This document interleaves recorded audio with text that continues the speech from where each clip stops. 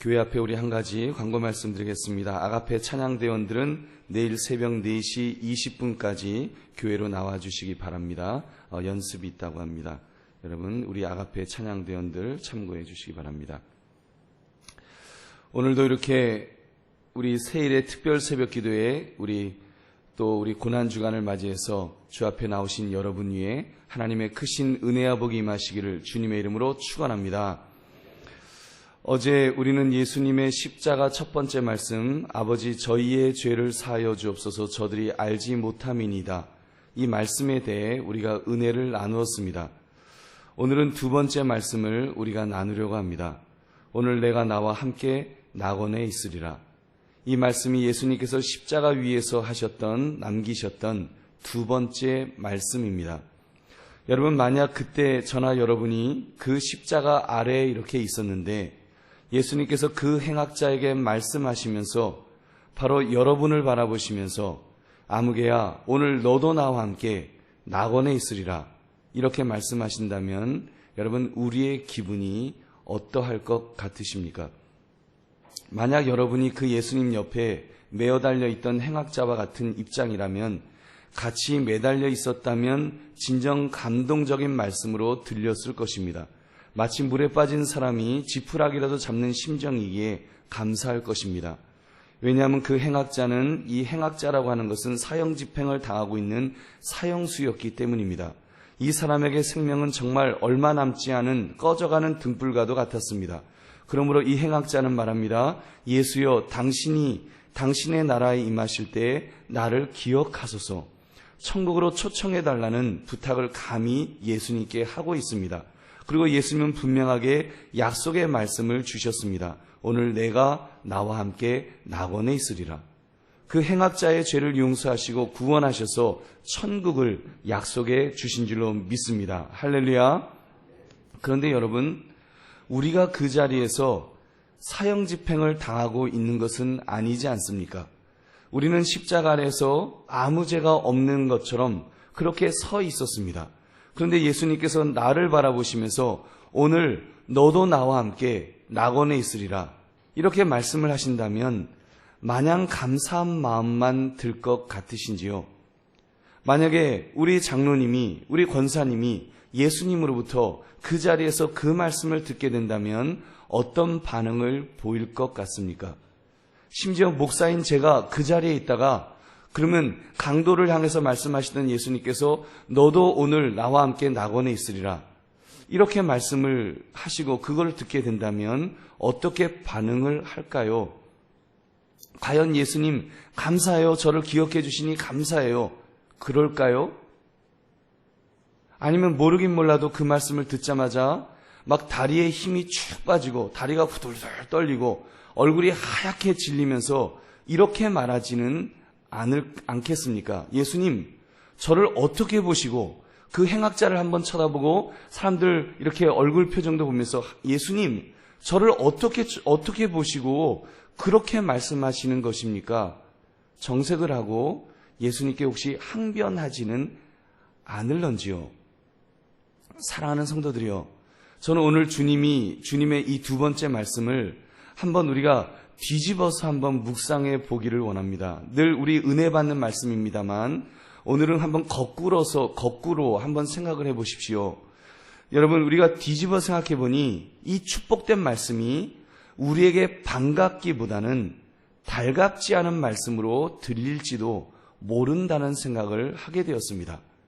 지금 행악자들이 양쪽에 있다가 한 행악자가 예수님 그 낙원에 계실 때 저를 기억하여 주옵소서 이렇게 말하고 예수님께서 그를 용서해 주시면서 그의 죄를 용서해 주시면서 그럼 너가 오늘 나와 함께 낙원에 있으리라 그렇게 말씀하시면서 나를 향해서 너도 오늘 나와 함께 낙원에 있으리라 이렇게 말씀하시는 것이 과연 나에게 반갑기만 은혜로만 들릴 수 있겠냐는 말씀입니다. 혹시라도 그것이 반갑기보다는 달갑지 않은 말씀으로 들릴 수도 있겠다.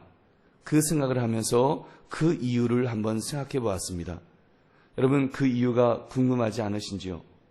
한번 두 가지 측면을 생각하면서 이 새벽에 함께 은혜를 나누시는 저와 여러분 되시기를 주님의 이름으로 축원합니다. 여러분, 그 이유는 그 행악자만큼은 내가 죄인이라는 생각이 안 들기 때문은 아닐는지요. 행악자야 죽을 죄를 지었으니까, 그래서 지금 사형집행 중이니까 오늘 내가 나와 함께 낙원에 있으리라, 이 말씀이 굉장히 반갑게 들릴 것입니다. 자기는 지금 죽으면 바로 지옥 갈 텐데 예수님께서 낙원으로 이끌어 주신다니 얼마나 감사하겠습니까? 그렇다면 죄인인 우리도 예수님께서 오늘 내가 나와 함께 낙원에 있으리라 이렇게 말씀하시면 우리는 몸둘 바를 몰라야 하는 사람들입니다. 이론적으로는 우리는 죄인 중에 괴수라고 이렇게 고백하는 사람인데, 이론적으로는 그렇게 말을 하는데 실질적으로 나의 정서가 과연 그렇게 죄인이라는 그 정도로 그 행악자처럼, 행악자랑 똑같은 입장에서 행악자랑 똑같이 취급받으면서 너도 나와 함께 낙원에 있으리라 이렇게 말씀하실 때 과연 우리가 받아들일 수가 있겠느냐는 말입니다. 혹시라도 나의 정서적으로는 내가 그 정도는 죄인이 아니지, 내가 그 정도까지 내가 죄인이겠나 이렇게 생각하고 있지는 않겠느냐는 말입니다. 내가 정말이 지금 하나님이 불러가셔도 아무 소리 못할 죄인이다, 그저 지금 이 순간 한 호흡 더 할 수 있는 것 그냥 하나님이 여분으로 주시는 은혜일 뿐입니다, 이런 생각이 든다면 우리는 당연히 굉장히 감사해야 될 것임에 틀림없습니다. 그리고 실제로 예수님은 그런 마음으로 우리에게 말씀을 해주시는 것일 것입니다. 그 행악자뿐만 아니라 바로 우리들에게도 오늘 너도 나와 함께 낙원에 있으리라 그렇게 영생의 길을 초청해 주시고 계시다는 말씀입니다. 그런데 정작 당사자인 우리는 그 말씀을 들으면 얼굴색이 변하고 감사는커녕 오히려 섭섭해할지도 모른다는 말씀을 한번 드려본 것입니다. 오늘 저보고 천국으로 가자고요? 예수님, 제가 무슨 죄가 그렇게 많다고 지금 당장 저 행악자처럼 저를 취급하는 것입니까? 이렇게 항변하는 마음이 생기지 않겠냐는 말입니다. 도대체 무엇이 잘못되었길래 우리가 감히 예수님께서 그런 천국 초청을 하시는데 감사하지 않을 수 있겠느냐는 말입니다. 여러분, 만약에 내 마음속에 조금이라도 그런 마음이 있다면 행악자랑 똑같이 취급하셔서 지금 예수님께서 나를 천국으로 와라 이렇게 부르시는데 거기에 대해서 별로 기쁜 마음이 안 든다면 여러분, 나에게 어떤 부분에 지금 문제가 있는 것일까요? 여러분, 그 답을 말씀을 드린다면 처음 말씀드린 것처럼 내가 그 행악자만큼은 죄인이 아니라는 생각이 들기 때문은 아닐런지요. 내가 무슨 죄를 그렇게 많이 지었길래 그 행악자처럼 내가 당장 끌려가야 내가 하겠느냐. 내가 정말 죄가 없던지 아니면 죄에 대한 내 감각이 뭔가 무뎌지었던지 둘 중에 하나가 원인이 아니겠느냐는 말입니다. 여러분께서 제가 죄에 관하여 좀 깊이 생각해 봤습니다. 진짜 행악자와 우리 사이에 그 예수님과 함께 옆에 못 박혀 있던 그 행악자와 우리 사이에 죄의 크기가 정말로 그렇게 큰 차이가 나는 것일까요? 그래서 그 행악자의 지금 사형 집행을 당하고 있으니까 당연히 지금 당장 죽어서 그래도 천국이라도 가게 되면 그 사람은 감사할 일이지만, 아니 내가 그 행악자처럼 나까지 그 자리에서 내가 그렇게 죽어야 될 만한 사람인가? 그리고 그 행악자처럼 내가 과연 취급을 당해도 이게 정당한가? 여러분, 그런 마음을 한번 가져보자는 것입니다. 정말 그 차이가, 그 죄의 크기가 그렇게 큰 것일까요? 그래서 행악자야 지금 당장 죽어 마땅한 죄인이지만 우리는 더 살아 마땅할 만한 의로운 삶을 살고 있었느냐는 말입니다. 성경은 그 답을 분명하게 말씀합니다.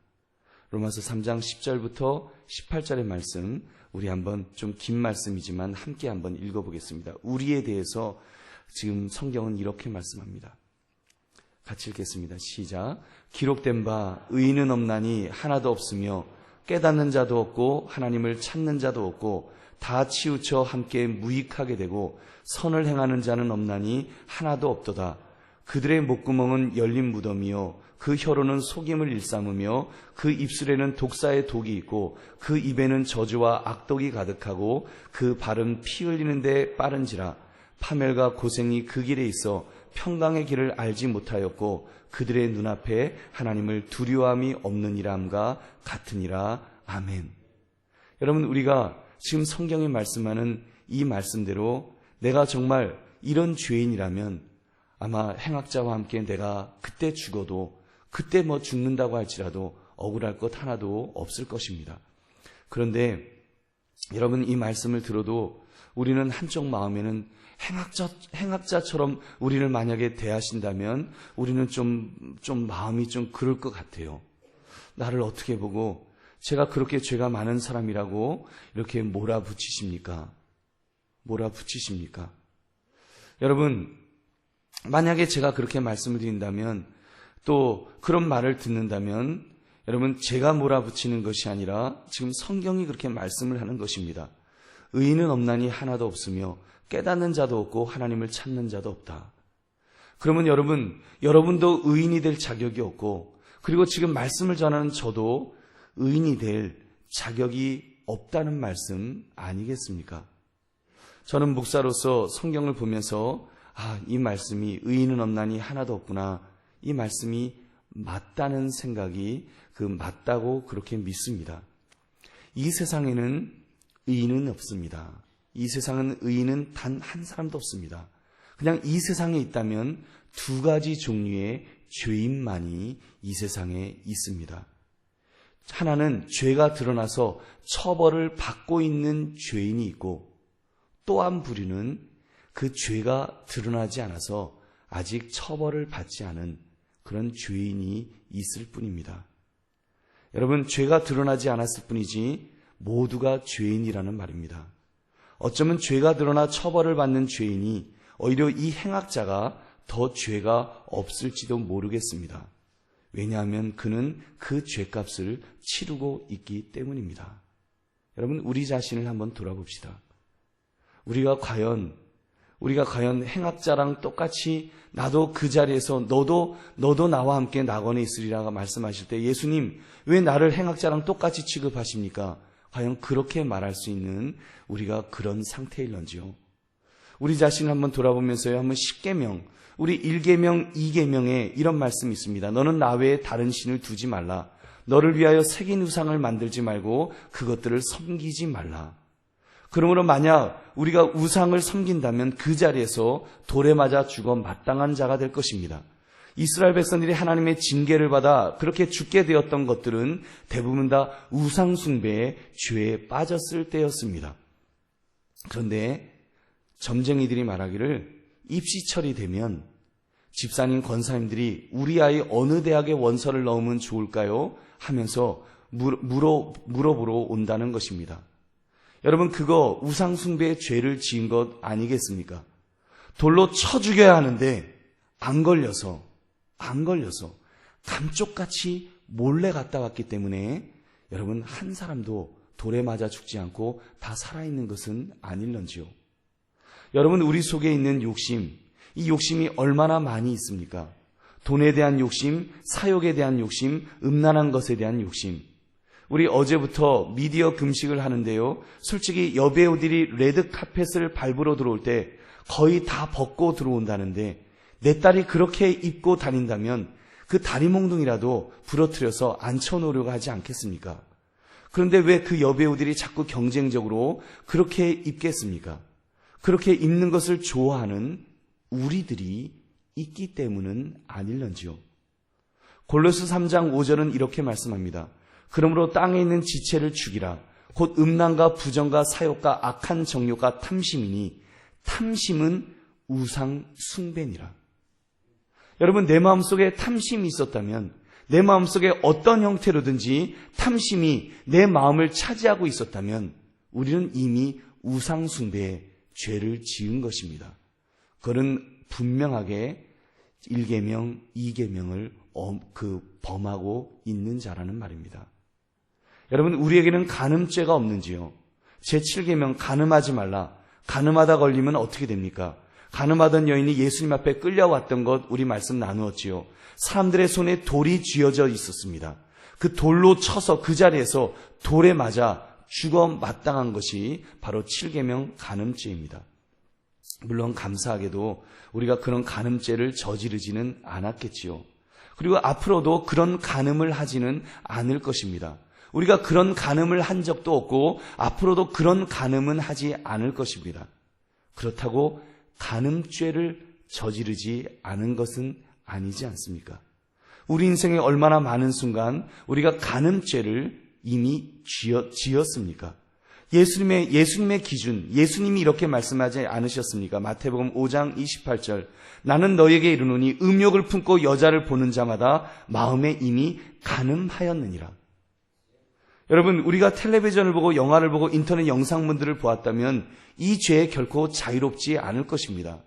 모르겠습니다. 지금은 그래도 은혜 받고 많이 마음이 그래도 깨끗해져서 우리가 절제를 해서 그렇게까지 죄를 저지르지 않을지는 모르지만 우리의 과거의 모습, 우리 청소년기를 겪으면서 우리는 이미 그런 죄를 아마 저지르지 않은 사람이 단 한 사람도 없다고 말해도 과언은 아닐 것입니다. 이미 그 죄가 있다면 우리는 그 행악자처럼 이미 돌에 맞아 이미 죽었어야 되는 그런 죄인이라는 말입니다. 간음죄보다 더 포악한 죄도 우리는 저질렀습니다. 제6계명 살인하지 말라. 사람은 안 죽였지만 살인죄는 다 저질렀다고 예수님께서 말씀하십니다. 마태복음 5장 21절 22절 말씀 우리 함께 읽겠습니다. 시작. 옛사람에게 말한 바 살인하지 말라. 누구든지 살인하면 심판을 받게 되리라 하였다는 것을 너희가 들었으나 나는 너희에게 이르노니 형제에게 노하는 자마다 심판을 받게 되고 형제를 대하여 라가라 하는 자는 공회에 잡혀가게 되고 미련한 놈이라 하는 자는 지옥불에 들어가게 되리라. 아멘. 그렇다면 여러분, 우리는 이미 지옥불에 들어가야 될 자가 아니냐는 말입니다. 그 밖에 여러분, 죄를 일일이 다 지적하기로 한다면 밤을 새워도 모자랄 것입니다. 우리는 하나님 앞에서 그냥 죄인입니다. 다만 행악자처럼 드러나지 않았을 뿐입니다.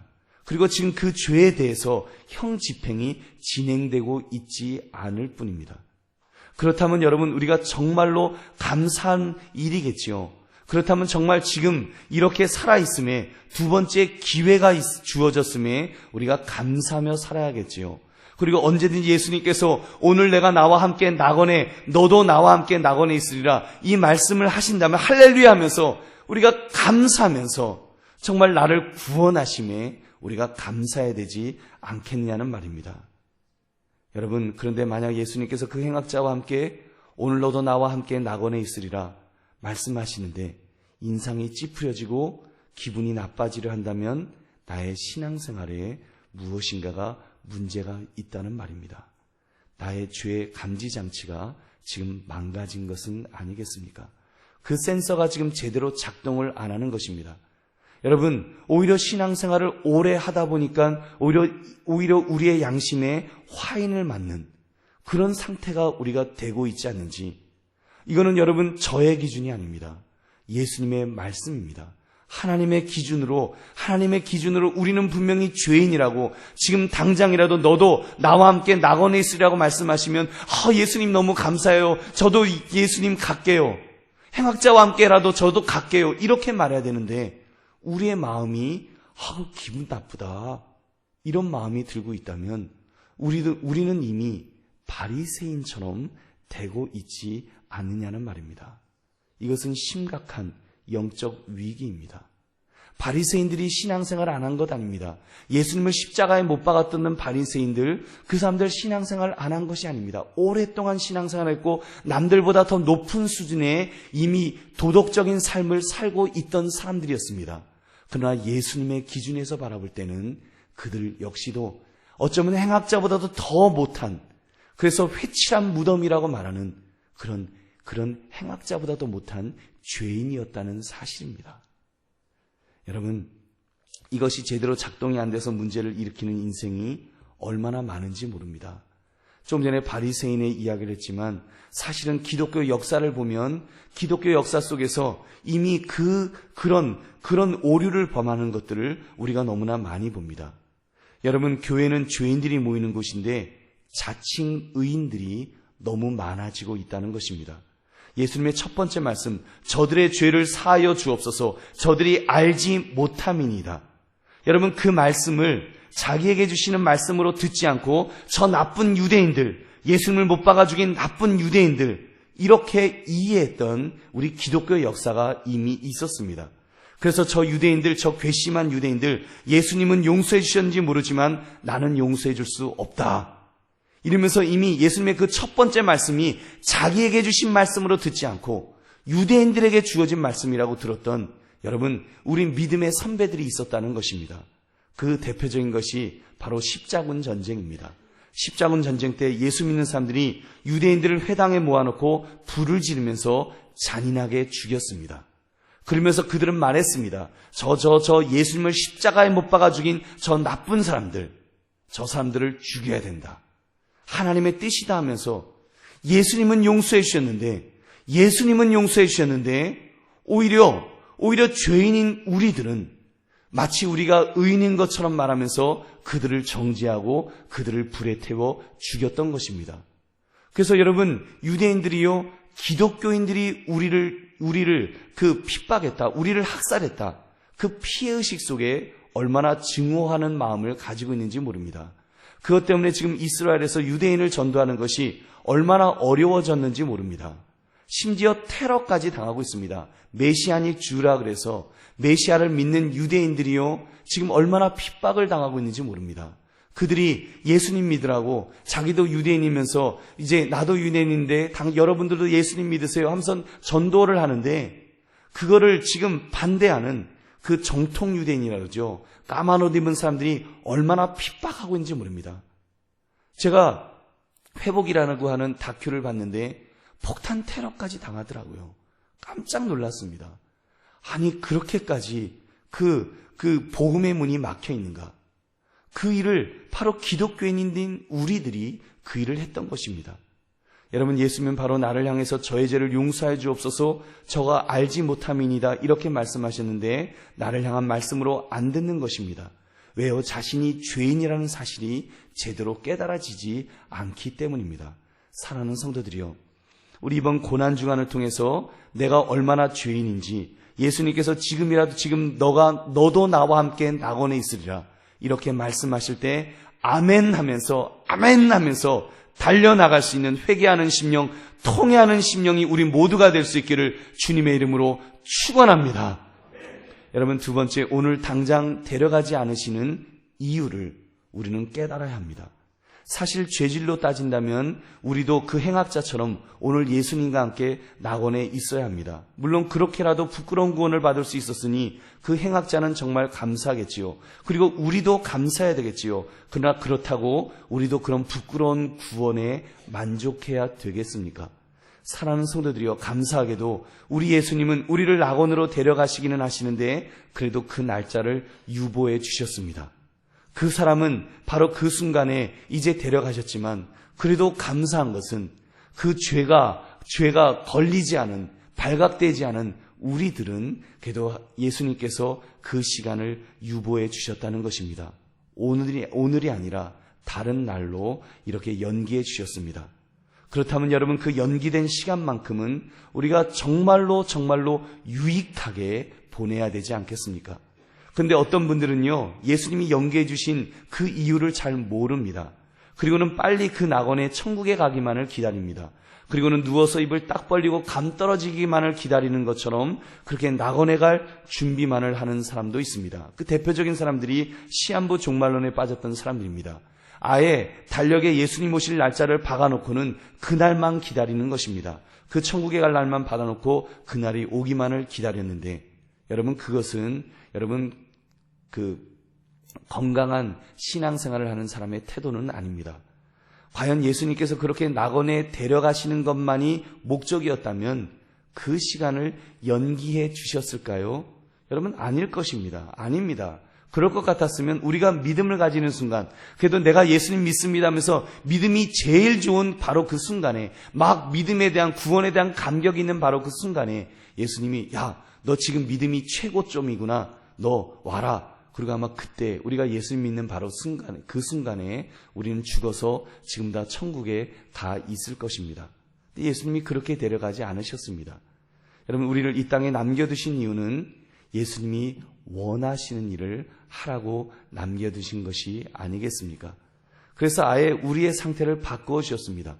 우리가 믿음으로 의롭다 칭해 주셨습니다. 이미 우리는 법정적으로요, 의인이라고 하는 그 의로움을 받았습니다. 그래서 그거를 신학적으로 칭의라고 합니다.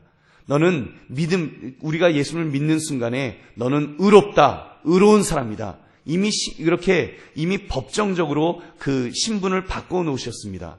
그래서 이제는 성령을 통해서 우리의 신분이 마귀의 잔에서 하나님의 자녀로 바뀌어진 것입니다. 하나님을 향해서 아버지라고 부를 수 있는 하나님의 자녀를 만들어 주셨습니다. 그리고는 우리에게 그 성령님이 우리에게 은사를 주셔서 성령님이 원하시는 일을 감당하도록 우리에게 은사도 우리 각자에게 주셨습니다.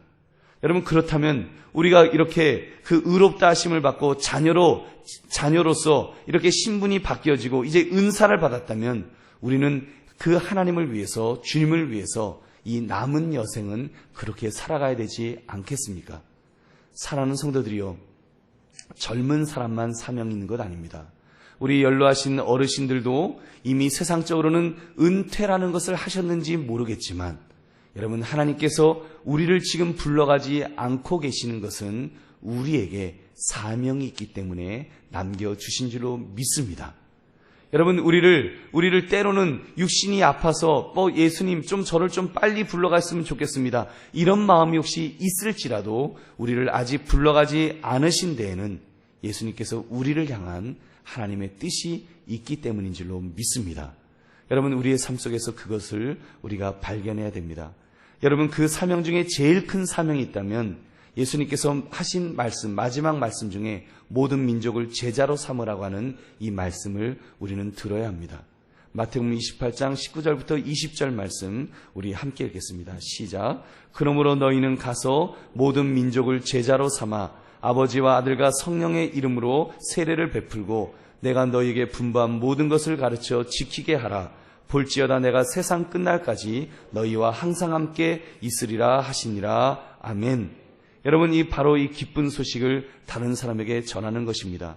그래서 모든 민족을 제자로 삼아 아버지와 아들과 성령의 이름으로 세례를 베풀고, 어제 우리가 세례식을 했잖아요.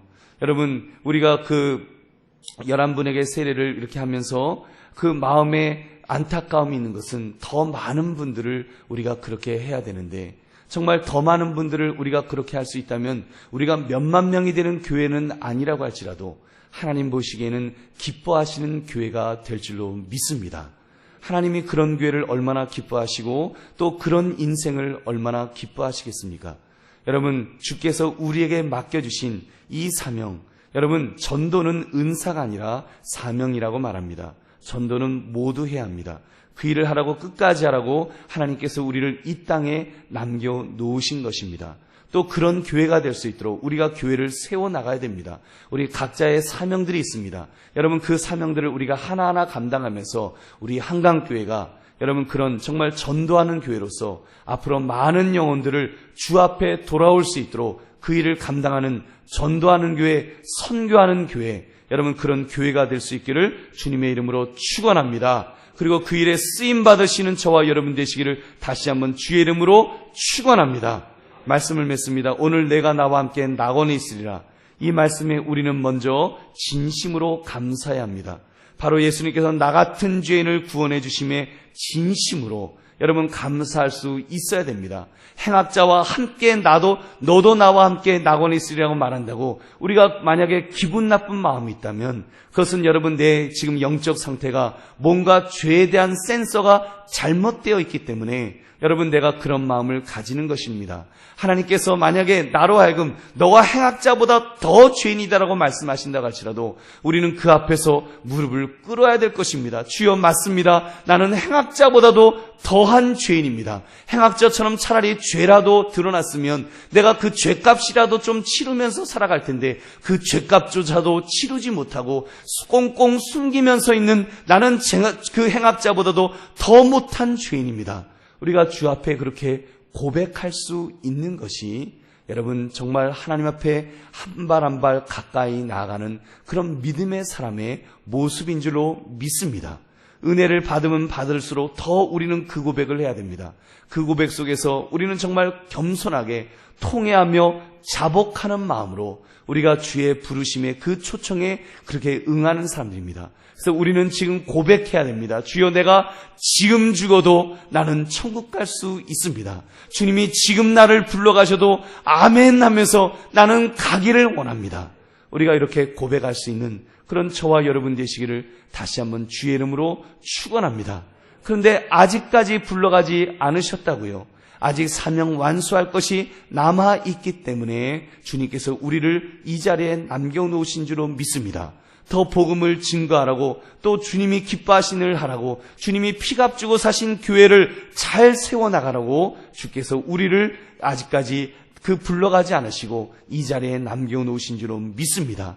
그 덕에 우리가 오늘 이렇게 고난주간 특별 새벽 기도회를 또 세일회를 우리가 이것들을 감당하고 있는 것입니다. 그렇다면 우리가 기쁨으로 일을 감당합시다. 비록 조금 피곤하실 수 있지만은 우리 이제 며칠 남지 않았습니다. 이 고난주간만이라도 주여, 참으로 우리가 피곤하고 힘들지만 또 집이 멀지만 주여, 우리가 참으로 이 일을 감당하기를 원합니다. 주님, 참으로 주님 앞에 내 죄를 고백하면서 정말 주 앞에 통회하며 자복하는 마음으로 주께서 또 나의 인생을 통해서 하시기를 원하는 그 삶을 내가 찾아나가며 뜻깊은 고난주간을 보내기를 원합니다.